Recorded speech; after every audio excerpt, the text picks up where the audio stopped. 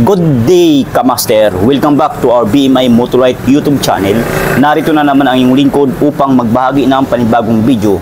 So ang topic natin sa araw na ito ay tuturuan ko kayo paano i-testing ang 12-volt motorcycle battery gamit lamang ang ating multimeter tester.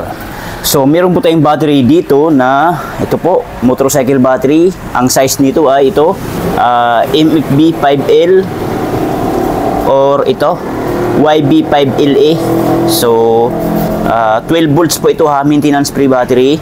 So ngayon, which is ang ating pinaka main topic ay tuturuan ko kayo kung paano i-testing ang 12 volts motorcycle battery gamit itong ating multimeter tester. Ito po, ito ang itsura, yan.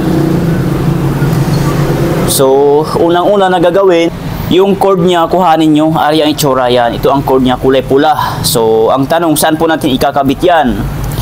So, sa mga gustong matuto at magkaroon ng idea dito sa video na ito, sa mga baguhan po, panoorin nyo po hanggang dulo ang ating video para may matutunan kayo at magkaroon kayo ng idea. Pero sa mga marunong na gumamit nito, multimeter tester, so pwede na po kayo mag-skip ng ating video at yung mga bago lang ang ating turuan para magkaroon sila ng idea at matuto rin sila gumamit sa multimeter tester para pag-testing sa mga motorcycle baterya or kahit sa mga automotive batteries na 12 volts. Kahit anong klaseng baterya, basta may ganito kayo, pwede po kayong mag-testing, i-tester nyo. So, una-una gagawin, kung mapapansin nyo itong bolt na kulay pula, ayan, ang sign. Itong kulay pula, ikakapit natin siya dyan. Ayan, ayan. Ayan. Then, pagka nakabit na yan, so may kulang pa yan, hindi pa yan okay ha. Ilapag muna natin, then, kukuhanin natin yung isang cord niya na kulay itim. Ayan, ito. Black ha, black yan. So, saan po natin ikakabit ito? Dito po, sa isa. Dito sa COM. Yan, yan. Through RMS. Diyan. Yung bakante na yan. Diyan natin siya ikakabit. So, ayan. So, nakabit na po natin yan. So, itapag natin. So, ngayon, pagka nakabit na, so, ito, naka-off pa yan, hindi pa naka-open, may arrow naman siya. Naka-off pa yan, pag may arrow.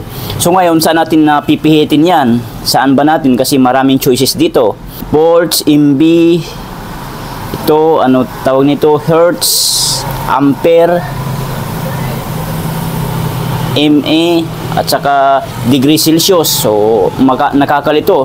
So basic lang po itong tips natin dito ha, tutorial, kasi hindi po ako expert sa mga ganito sa multimeter tester.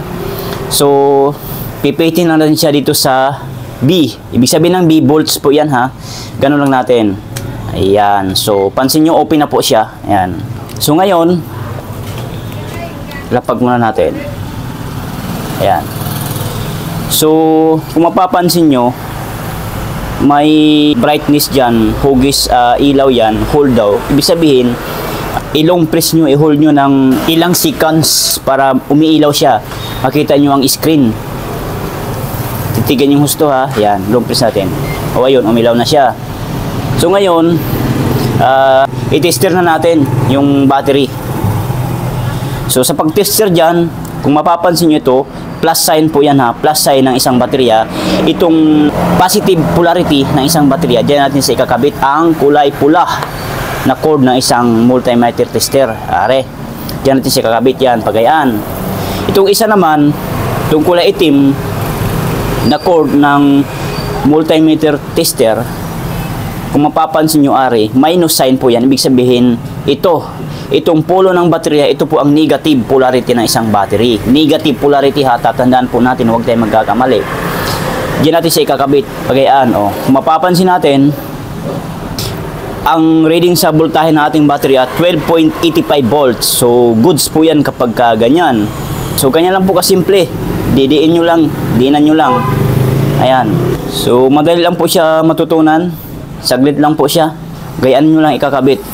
Which is good po yan ha, 12.85. Pero kung naging 11 volts na lang yan, 11.2, 11.7, so maaring lubat lamang isang baterya.